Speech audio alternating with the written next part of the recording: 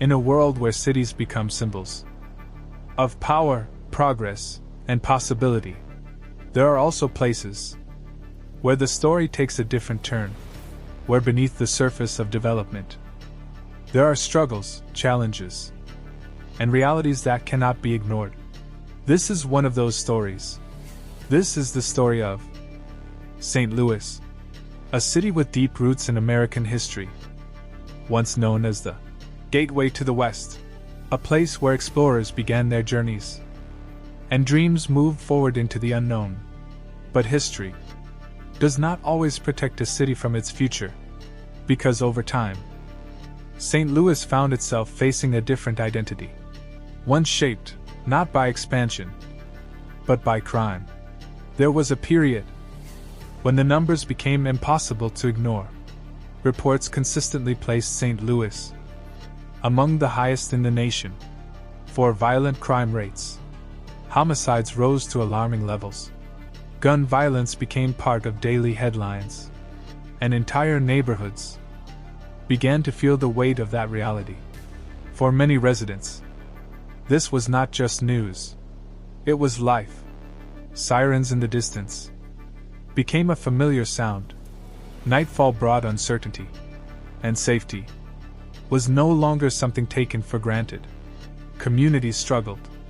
Economic challenges, limited opportunities, and social inequalities all played a role in shaping the environment. Because crime does not exist in isolation, it grows where systems are strained. And for St. Louis, those pressures were real. As the situation intensified, the attention of the entire nation turned toward the city. The question was no longer, "What is happening?" The question became, "What can be done?" And this is where the story begins to change. Because the United States did not step back, it stepped in. Law enforcement strategies began to evolve rapidly. This was no longer traditional policing. This was modern, coordinated, intelligence-based action.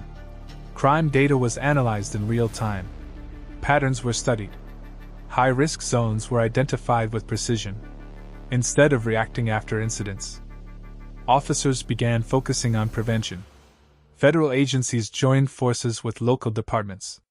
Organizations like Federal Bureau of Investigation and Bureau of Alcohol, Tobacco, Firearms and Explosives worked alongside city police, forming powerful joint task forces. Their mission was clear: not just to catch criminals, but to dismantle entire criminal networks. Operations became sharper.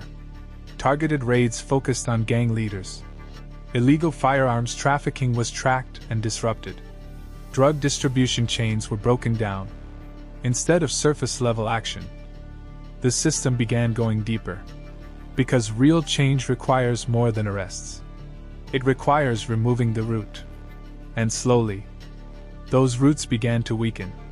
At the same time, the justice system strengthened its role. Prosecutors pushed for stronger cases. Repeat offenders were tracked more closely, and coordination between agencies improved conviction rates. Accountability became harder to escape.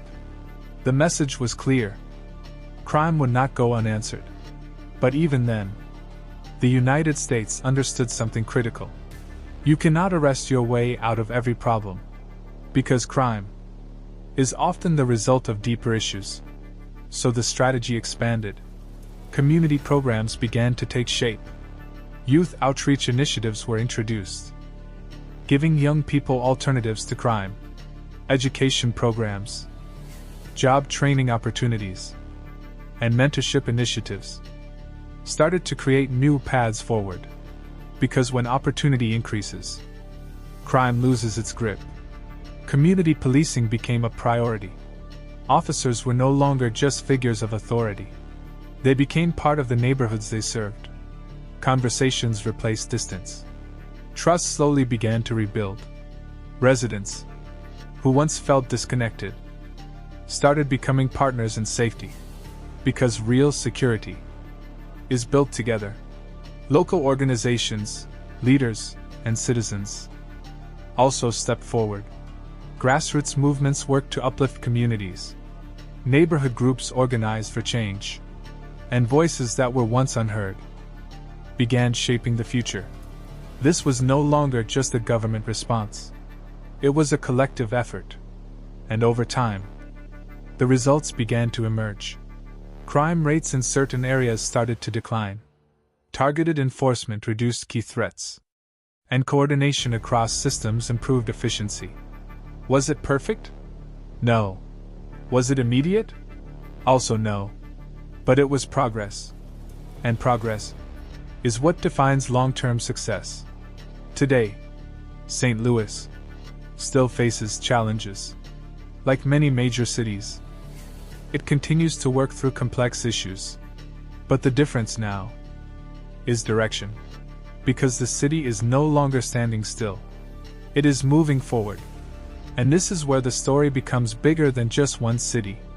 Because what happened in St. Louis reflects something about the United States itself.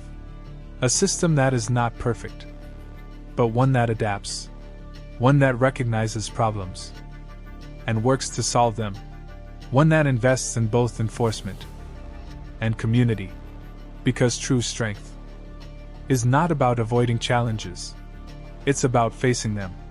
The story of St. Louis is not just about crime. It is about response. It is about evolution. It is about a nation choosing to act, to improve, and to protect its people. Because in the end, cities are not defined by their worst moments. They are defined by how they rise from them. And in that journey, the United States showed something powerful: resilience, determination, and the ability to turn even the toughest challenges into a path forward. If you want to understand how history is unfolding before our eyes, don't miss what comes next. Revisit Xfinity Evolution for deeper insights and powerful stories. Stay informed, stay curious, and join us again on Xfinity Evolution, where the world's biggest events come into focus.